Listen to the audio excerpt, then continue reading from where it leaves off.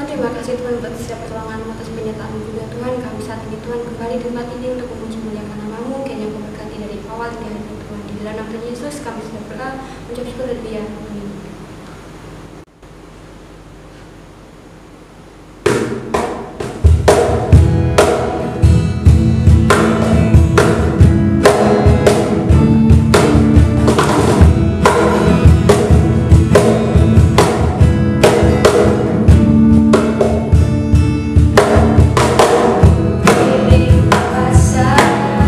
Raja mulia,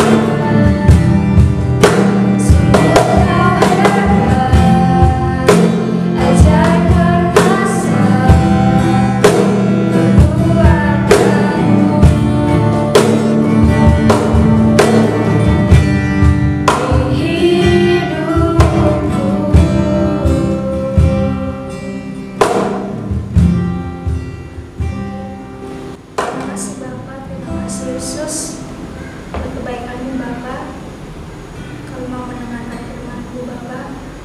Biarlah firman ini menjadi satu pegangan untuk kehidupan kita, tetap selalu mengucap syukur apa yang Tuhan kasih. Terima kasih Bapa. Haleluya. Amin. Shalom, remaja pemuda pemudi GSD Hosana Cemane yang dikasih oleh Tuhan. Pada sore hari ini kita bertemu lagi sekalipun masih secara online.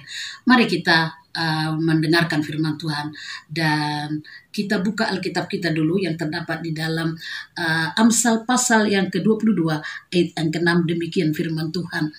Didiklah orang muda menurut jalan yang patut baginya, maka pada masa tuanya pun ia tidak akan menyimpang daripada jalan itu.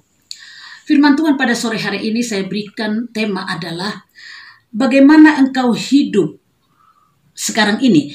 Itu akan menentukan hidupmu pada masa yang akan datang.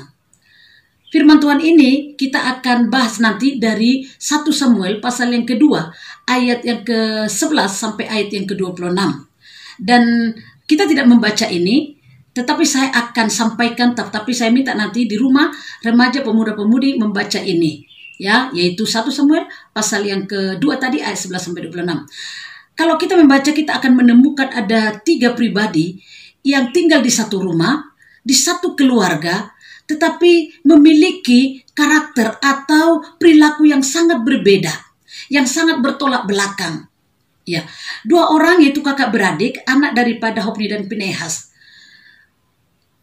Maaf, Hofni dan Pinehas adalah kakak beradik, anak daripada Imam Eli.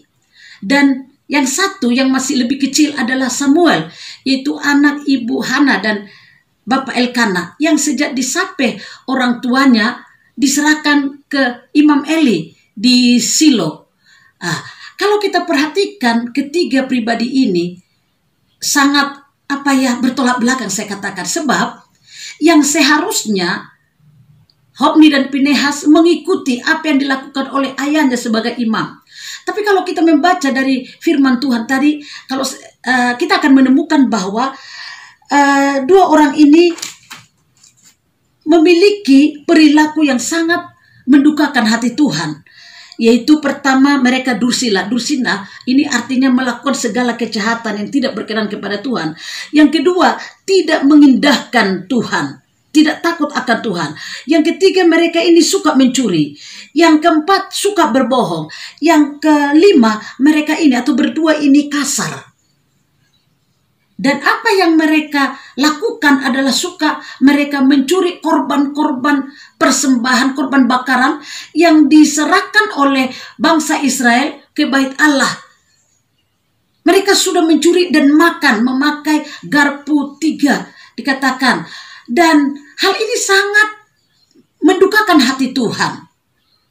Tetapi sementara waktu itu Samuel sejak kecil dia seorang yang sangat takut kepada Tuhan, yang sangat mengindahkan Tuhan, yang mau menyerahkan dirinya sejak masih anak kecil, melayani Tuhan dikatakan. Dan selama mereka bersama-sama, perbuatan perilaku 3 orang ini bertolak belakang yang sangat berbeda. Dan semua sebenarnya apa yang sudah Tuhan siapkan itu seharusnya untuk, yaitu jabatan menjadi imam untuk Hofni dan Pinehas. Tetapi itu tidak akan diterima, tidak dinikmati oleh karena mereka tidak hidup benar di hadapan Tuhan. Sementara Samuel, dia tidak mengharapkan karena dia sebagai anak asuh dari Imam Eli, tidak menikmati cinta kasih sayang dari orang tuanya. Tapi justru dialah yang menerima sesuatu yang sudah disiapkan untuk Hofni dan Pinehas, yaitu menjadi pemimpin dari masa muda, sudah menjadi pemimpin bangsa Israel, menjadi hakim, menjadi nabi, sampai masa tuanya. Saudara-saudari remaja pemuda-pemudi yang dikasih oleh Tuhan, kita bersyukur kepada Tuhan. Tuhan ciptakan kita ada yang tinggal di tengah-tengah orang tua kita ada yang tinggal dengan orang tua pengasuh kita. Seharusnya kita bersyukur kita telah dididik. Sejak kecil kita telah dididik di mana kita tinggal. Dididik oleh orang tua, dididik oleh pengasuh, dididik oleh guru di sekolah, dididik oleh guru sekolah minggu, dididik oleh hamba-hamba Tuhan. Seharusnya kita hidup seperti Samuel ini.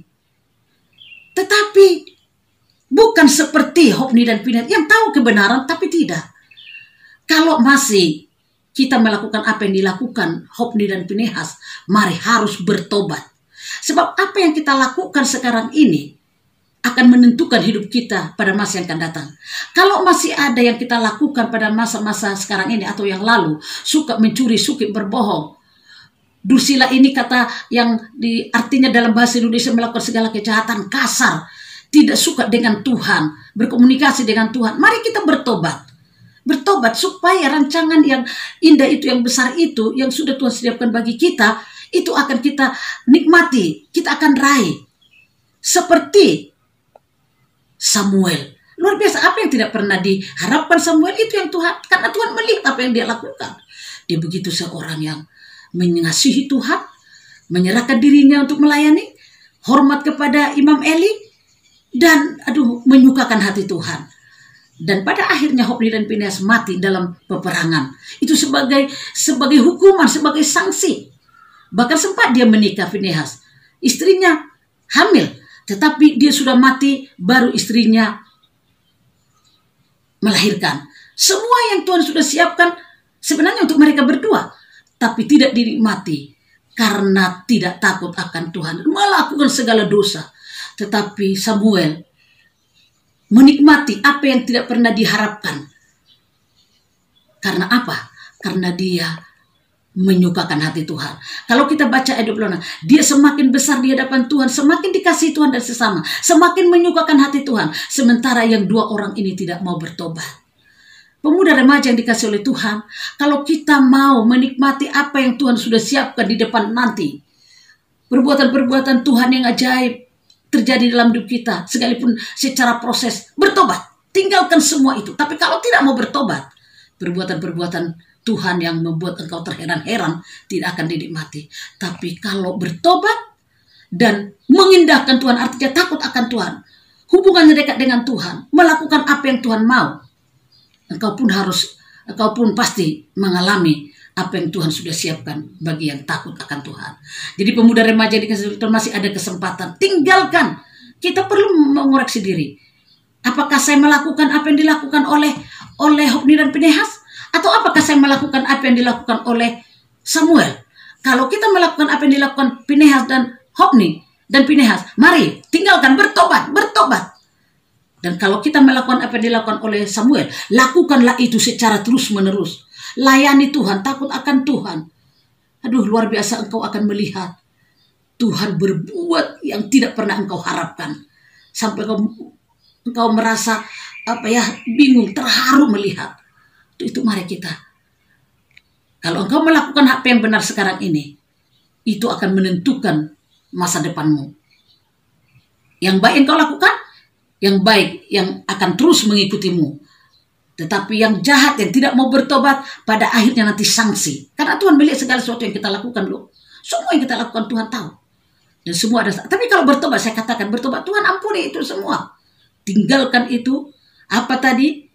Tidak suka dengan Tuhan. Tidak suka beribadah, tidak suka berdoa, suka berbohong, suka mencuri, kasar. Buang itu semua. Lembutlah. Dan serahkan dirimu. Melayani dengan apa yang Tuhan sudah berikan. Dan saya melihat kaum muda remaja sudah melakukan itu. Tetapi kalau ada di antara pemuda remaja yang masih melakukan apa yang dilakukan, tinggalkan. Berubahlah, bertobatlah. Maka Tuhan akan memberkati kaum muda remaja. Engkau akan bersuka cita. Dari masa mudamu, masa remajamu ini, sampai masa tua, kau melihat campur tangan Tuhan menolong dan memberkati kita semua. Khususnya kaum muda remaja yang dikasih oleh Tuhan. Saya secara pribadi sudah mengalami itu. Sejak anak-anak, remaja, pemuda-pemudi. Sampai tua ini melihat bagaimana Tuhan. Sekalipun ada tantangan, ada proses. Tapi tetap belajar takut akan Tuhan. Puji Tuhan. Tuhan memberkati remaja, kaum muda. Hosana Cemani. Masa depanmu ada di tangan Tuhan. Datanglah kepada Tuhan. Ambil contoh. Yaitu apa yang dilakukan oleh Samuel. Luar biasa. Jadi saya minta nanti kepada remaja muda. Baca ini. Pasal 2 ini ayat 11-26. Dan kita akan diberkati. Jangan malu. Jangan takut. Saya mau berubah. Tuhan mengampuni. Tuhan mau memberkati kita semua. Puji Tuhan, Tuhan berkati. Mari kita berdoa. Bapa kami dalam sorga, terima kasih buat kebenaran firman-Mu. Tolong kami Tuhan, supaya kami bisa melakukan apa yang dilakukan oleh Samuel. Yaitu sejak kecil, sejak dia sampai di bait Allah, dia begitu dekat dengan Tuhan. Dia takut akan Tuhan, dia mengindahkan Tuhan, dia melakukan firman Tuhan, menyerahkan diri sebagai pelayan. Sampai masa muda, masa tua pun, hal-hal yang luar biasa dipercayakan oleh Tuhan. Jabatan menjadi imam, menjadi hakim, yang harusnya itu dipegang oleh Hofni dan Pinehas, tetapi itu tidak mereka nikmati. Tapi Samuel oleh karena takut akan Tuhan. Tuhan tolong, kalau ada di antara kaum muda remaja yang masih melakukan apa yang dilakukan oleh Hofni dan Pinehas, tolong kami, ampuni kami, rubah kami. Hadirlah Engkau, kami merubah itu. Tentu dengan pertolongan Tuhan, bukan oleh gagah dan kuat, tapi pertolongan Tuhan kami bisa meninggalkan itu semua. Ampuni kami, dan kami mau berubah, mau kami dengar-dengaran akan Tuhan. Maka semua yang sudah Tuhan rencanakan akan menjadi kenyataan dalam hidup kami. Tuhan dipermuliakan, kami diberkati, dan juga kami menjadi berkat. Berkatilah semua remaja, pemuda-pemudi GSJ Hosana. Masa depan mereka ada di tangan Tuhan. Haleluya, haleluya, amin.